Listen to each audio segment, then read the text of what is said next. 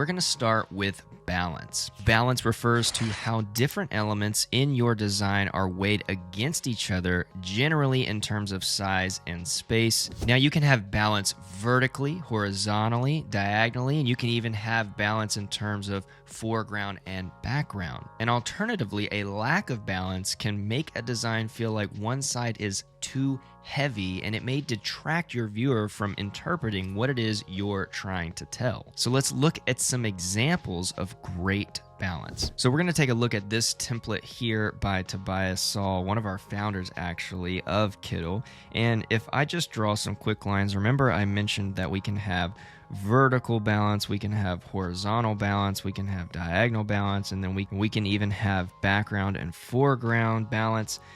But what I want to mention specifically about this design is how there is no part of it that's necessarily feeling too heavy, right? So we have this illustration up top, but then to balance it or to counteract it, we have this beautiful badge down here along with some type over to the side, okay? So it doesn't ever look like there's one specific part of the design that's necessarily taking over the other side. So for example, if I just draw some quick circles just around the corners, for example, or the top and the bottom, and I connect all of these dots, we have a pretty awesome sense of balance here, right here. So let's look at another example. Here's a poster design for a beer festival that was done in Kittl. And what I want you to notice is the offset of the type here. So we have one large section of type up here.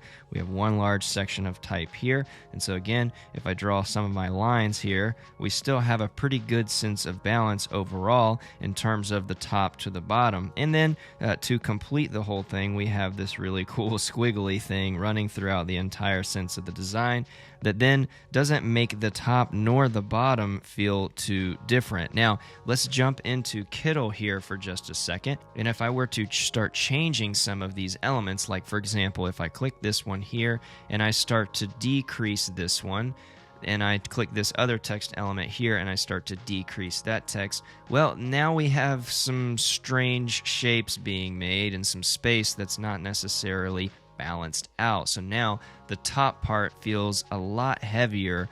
Whether or not that's the most important text, we haven't figured out yet, because the top feels a lot more heavy than the bottom, okay? And so alternatively, if we were to start taking text away, maybe we don't think the bottom text is most important. Well, now we are also slightly unbalanced because the top part still feels too heavy, and it could, tip that direction versus having all of this space down here, and generally just feels a little bit empty. Now, if you want to see other tutorials using Kittl, I have these videos here on my right that I know you're going to enjoy. Don't forget to subscribe to the channel so you don't miss any upcoming videos and features and things like that. Thank you so much for watching, and I will see you in the next video.